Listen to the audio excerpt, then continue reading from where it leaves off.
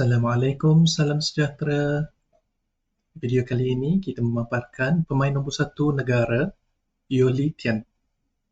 Untuk makluman uh, yang baru yang belum berkesempatan mengenali beliau, Yeo Lee Tian um, mencapai juara kebangsaan Malaysian Chess Championship pada 2015 ketika umur 16 tahun. Beliau menang 2015 dan 2016, 2 tahun berturut-turut. Pada tahun 2017, Yeo Lee Tian berjaya merangkul International Master. Beliau juga menang tournament FIDE Zone 3.3 dan melayakkan beliau untuk mendapat satu Grandmaster knock. Beliau juga secara tidak langsung layak untuk ke pertandingan World Cup di mana beliau bersaing dengan pemain-pemain terbaik dunia. Beliau dapat pada pusingan pertama, beliau tumpas kepada bekas juara dunia Vishwadhanan Anand daripada India. Permainan yang agak kita kata saingan yang sengit daripada beliau. Dan Yeo Lee Tian juga pada tahun 2019 merangkul pingat emas pertama melalui Rapid Chess di SEA Games Filipina, dan itulah pingat emas pertama bagi sukan catur untuk Malaysia. Pada masa ini, beliau adalah harapan negara untuk menjadi pemain yang pertama mendapatkan gelaran Grandmaster. Beliau telah melepasi rating 2,500 dari tahun sudah beberapa tahun, 2018 kalau tak silap saya. So, beliau juga sudah mempunyai 2 Grandmaster nom. Pada masa sekarang, secara officialnya, Yeo Lee Tian hanya memerlukan satu lagi Grandmaster nom untuk melengkapkan dan merasmikan title itulah supaya mendapat pengiktirafan daripada Persekutuan Catur Dunia. Okey. Game kali ini adalah daripada tournament ASEAN Chess Championship yang baru berlangsung di Filipina. Pemain putih Dao Huong Dui, rating 2116, pemain remaja daripada Vietnam berusia 12 tahun. Pemain hitam International Master Yeo Lee Tian, pemain nombor satu negara. Okey, game bermula dengan E4, D6, D4, Perk Defense, Knight F3, Knight C3. So, pada peringkat permulaan opening, putih memulakan dengan E4, D4, penguasaan center. Kita memilih untuk Fancheto Bishop on the king side. So, Bishop E3, Bishop G7, Queen D2. Setup Fancheto ni dengan Bishop G7 bukan saja membantu sebahagian daripada defensive side kalau apabila sekiranya hitam ke slinking side, tapi G7 Bishop ini juga boleh menyumbangkan sebagai pieces attacking forces on the diagonal A1 H8. So double function lah kan. Okay, putih selalunya menyusun Queen D2 E3 diagonal ini with the idea nanti kita ada berpeluang untuk ke H6 dan provoke exchange dengan Bishop G7 ini. So melemahkan king side hitam apabila diserang, dan selalunya juga sekiranya putih lakukan king side attack, H4, H5 ini peluang untuk membuka H4 dan melangsungkan serangan ke arah hitam punya king side. Okay, hitam C6, Bishop H6. So ini antara kita kata provocative move yang awal. So mungkin ini memberi pilihan untuk hitam makan atau tak makan. Okay, putih juga sekiranya tidak terus menghala ke H6, mungkin boleh selesaikan queen side castling, buat persediaan dengan F3, and then H4, G4. So ini pilihan strategi kita, apa yang kita nak provoke kan. So secara generalnya, kalau boleh, kita prefer bersedia dulu. Bersedia maksudnya minor pieces, king safety kita selesaikan dan baru kita lancarkan kita punya provocative serangan lah. Tapi partly boleh dilangsungkan dalam berbagai kita kata selera lah kan. Ada orang nak provoke awal. So Bishop H6 ini sekiranya kita ambil satu senario lah. Sekiranya hitam rasa kalau exchange Queen H6, so dia tak dapat keseling, so sekiranya hitam nak teruskan dengan harapan, okey saya nak castle je, go kingside castling dan memberi putih untuk lancarkan dia serangan. Ini idea kita kata nak straightforward nak jadi. Apa boleh jadi kalau hitam macam tak endahkan the king side punya ni kan. Okey, hitam kata okey saya keluarkan knight, nanti mungkin nak b5, queen side punya play. So putih kata okey saya lancarkan plan yang sangat straightforward ini with the idea, walaupun kalau hitam makan, now jadi putih berpeluang sacrifice h5, gh5 dan queen g5 ini terus pinkan dan mate on g7 idea. Ini kita kata terlalu idealistik lah. Maksudnya secara tak langsung semua plan putih itu dipermudahkan oleh hitam. Tapi kalau diberi peluang, ini antara kita kata direct attack lah daripada putih kan. Tapi of course sebagai pemain hitam dengan setup ini, dia kena aware lah. Okay. So Yolitian selepas bishop h6, queen h6. So queen dah berada depan, protecting f8 square. So hitam tak ada chance untuk castling. So macam putih boleh buat gangguan dekat g7 kan. Okay, kita tengok hitam developkan queen. Ni queen, pada masa yang sama pinkan ini, pawn e4 under attack. Okay, ini counter tu kan. So kalau putih ambitious atau careless, kadang-kadang ini kadang-kadang kalau peringkat pemain-pemain baru dia excited kan dapat masuk kawasan opponent, terus nak masuk. Apa jadi? Dia masuk, kadang-kadang dia ingat dia boleh buat serangan ganggu hitam punya king side kan. Tapi dia masuk opponent side tanpa bantuan pieces lain. So hitam kata, okay, saya halau. Anda kena patah balik, itu satu hal. Okay, sekarang ini pin dan pawn ini hanging. Tapi pada masa ini putih ada masalah yang lebih besar kalau tak bersedia.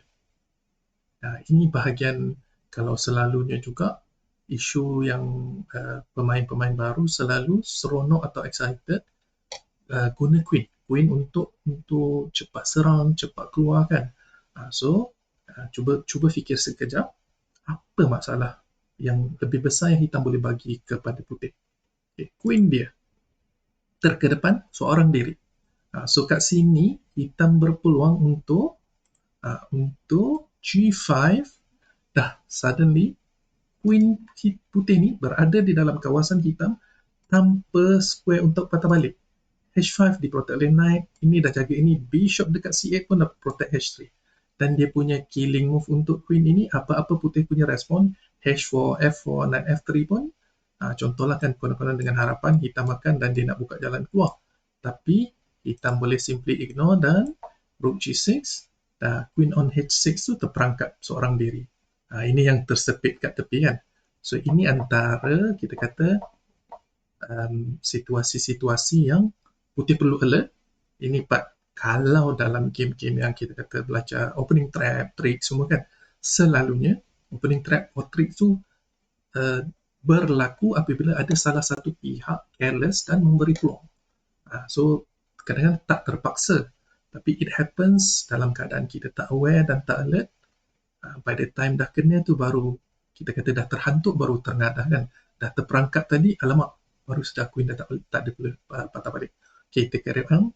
So hitam queen a5 ini pinkan knight on c3, so bishop d3 protect e5. So Litian main c5 with the idea mungkin knight sekarang ada square untuk ke c6, so putih exchange. Ini juga with this exchange, queen ini walaupun hilang pin tapi secara tak langsung juga dia attack f2, so any chance untuk putih castling. So pawn f2 tak ada orang jaga kan. Ini juga ada small nuances yang ini kita kata walaupun pada peringkat awal fasa-fasa yang kita kata masih quiet lah biasanya, tapi kita always kena alert apa potensi atau gangguan-gangguan yang lawan boleh buat kan. So kalaupun putih tak bercadang nak castle queen side, dia kata okay saya belum develop knight, so saya nak simply keluarkan knight saya dan sambung development macam biasa. So ini ada small tactical yang boleh terkena sebab ada queen take f2, king takes, knight g4, king G3, so dapat knight H6. So ini secara tak langsung dapat 1 pawn kan. So simple tactical ini kadang-kadang kita miss sebab kita underestimate atau tak perasan ada knight jump yang forkkan F2 dengan ni. Okay, so this is the reason putih main H3, hitam sambung development bishop E6, knight E2, so sama-sama sekarang nak selesaikan king side queen side development. So at this moment, hitam play G5 with a bit cheeky, kita kata macam cheeky move dari secara tak langsung, kita kata hindarkan queen punya peluang untuk patah balik kan. So ini kalau tak diendahkan atau dibiarkan dengan begitu sahaja, contohnya dia castling, ada apa-apa yang jadi kita punya satu ini dah jadi untuk nak serangan itu satu, mungkinkah ini juga boleh membantu nak buat gangguan-gangguan queen trap. So kira untuk putih haruslah kira ambil kira isu queen ni kan. So putih main aktif, create counter imbalance B4. So sekarang queen ni protect G5, kalau makan B4, G5 hanging, tapi dia juga memberi peluang untuk putih activatekan rook, pressure ke B7. So ini memberi kita kata tempo untuk mengeluarkan pieces dan buat games jadi lively. Sebab contoh kalau queen C5, rook boleh ke B5, so attackkan ini juga, so that queen ini tak terperangkap. Queen C6, now this rook boleh swing ke sini, join the king side attack. Ada small tactical yang kita kata sekarang king pun jadi ada isu kat tengah kan. So putih bermain dengan aktif, so Litian tak makan B5, queen E5, maintain, jaga G5 in, so putih main H4, clearkan laluan untuk queen pulang, G4, akhirnya putih castling. Okay, nampak a bit tricky sebab ini dah high, kira pawn hitam ni dah high kat king side kan. So hitam sambung development knight C6, queen E3, so ini queen E3 ni walaupun queen move patah balik, dia juga kalau kita in hindsight, selain dapat pulling back the queen, ini juga dipanggil prophylaxis move kalau hitam berhajat. Sekarang kita nak gunakan this file nak serang king side, so hitam kata okay, saya pilih untuk castling queen side dengan harapan nanti this rook akan gunakan nak datang give attack on king side. Ada small masalah on A7, knight protect A7, so B5, knight B8, so putih dulu startkan the queen side counterplay pula. So ini small kita kata move queen E3 nampak macam simple nak pull back, tadi ingat takut trap kan, tapi dia juga sebenarnya macam hindrance untuk hitam daripada go opposite castling. So hitam, Litian decide, okay, kita same side castling, walaupun nampak sekarang king terbuka, pawn ini kat depan kan, so nampak a bit agak bahaya dan rasa wow, banyak benda boleh berlaku. Tapi hitam kata, okay, saya perlukan one more move, alihkan king kat H8 dan rook G8 dan gunakan G-file untuk king side attack. So let's play on. Okay, rook B1, so the hanging pawn B4 dari tadi, putih bagi king H8, A3, consolidate the queen side, knight D7, knight B5, queen F6. Now this a bit tricky juga, interesting maneuver daripada Litian, pullback knight ini secara tak langsung kosongkan F6 untuk queen buat attack dan small tactical kacau-kacau je kadang-kadang. Tapi the knight daripada F6, Z7 ada new outpost dekat E5. So ini this small attack sebenarnya tak adalah kita kata real trouble untuk putih. Putih ada je simple cara G3 jaga the pawn kan. Cuma apabila jaga G3 ini sedikit tak seronok apabila knight D5 ini the F3 punya square tu jadi macam kena bind. So nanti ada outpost untuk hitam punya pieces. So kat sini putih main queen G3, which is a bit macam ada sedikit tak selesa apabila queen yang terpaksa jaga pawn kan. Tapi pada kondisi sekarang kita rasa mungkin Macam hitam pun tak ada cara nak progress again king side putih. Okay, knight e5, aktifkan the pieces. Knight f4, okay, rook c8, the last rook came into play, open c file. So kadang-kadang kita nak utilisekan pieces mencari best square. Best square ni kadang-kadang tak ada direct threat atau play, kita buat satu persiapan lah. Sebab rook on a8 dia tak ada real function, tak ada file. So the only open file yang jelas ini C file, walaupun kita pun nampak tak adalah tempat untuk masuk lagi kan. Tapi with dia ready on the C8 itu memberi new potensi untuk piece penetration pada secara tak langsung protect C7, walaupun C7 itu tak adalah real gangguan yang putih boleh buat. Okay, so knight d5, queen h6, okay, c3. Somehow mungkin saya rasalah putih punya pieces ni dia tak ada tempat yang dia rasa selesa untuk pull back the knight. Bila a6, kat mana dia nak letak knight kan? So mungkin dia rasakan after c3, so now if the knight kena push away, dia ada knight d4, so boleh ajak exchange with one knight. So maybe that was the small reason, or else saya pun tak pasti kenapa dia nak c3 kan. Okay, so lepas c3 ni memberi sedikit punching peluang daripada hitam.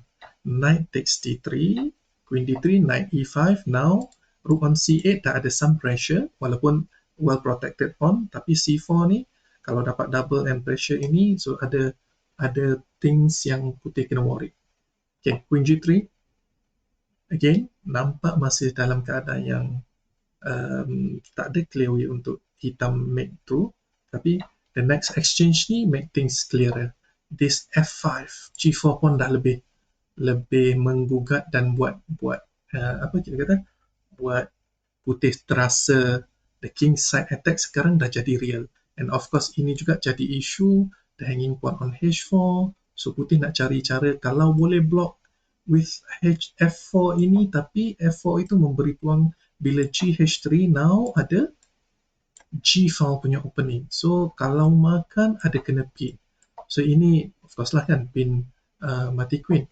So desperate attempt untuk kurangkan kesan serangan tu, mungkin simplify aja exchange the queen, tapi this is also dah kita kata hitam end up almost 2 pawn up, dan g5 ini pun sangat kita kata untuk fasa ending yang comfortable untuk hitam lah.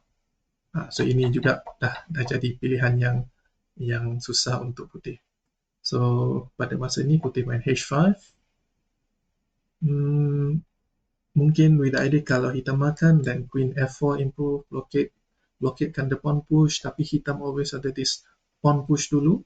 Yes, queen f4 nampak ada tempat nak menyorok, tapi somehow this is again queen dari awal tadi kan dia bermasalah dan hampir-hampir tersepit, dan hitam menggunakan queen punya misplacement ni. Kedudukan dia salah. Dia berusaha untuk bersama king side, sama jadi defensif punya pieces, tapi dia juga menjadi target untuk hitam. So last move rook f5, attacking the h5. Tak ada cara putih nak tu, whether or not putih dapat defend h5 dan menyelamatkan queen. So tapi masalah seterusnya king pula tak ada orang defend. So queen mungkin kata saya dapat selamatkan diri sebab ada queen e7 take the pawn kan.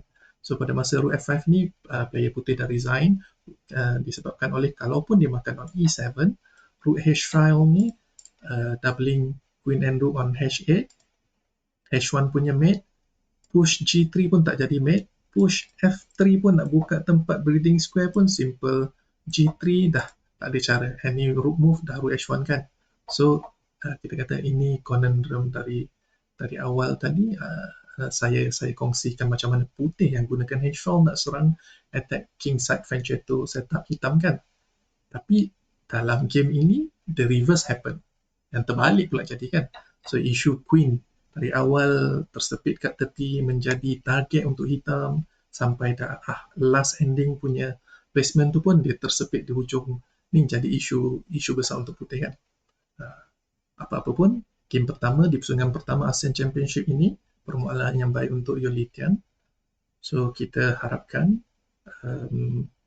ini peluang untuk kita kata mungkin kalaupun bukan di tournament ini, tahun 2023 ini memberi peluang lembaran baru untuk pemain nombor satu negara kembali aktif dan juga memburu dan mencapai GM nom yang terakhir untuk beliau secara personalnya, untuk keluarga dan juga kita negara Malaysia secara keseluruhannya lah kan. Okay, sekian terima kasih. Jumpa lagi next video.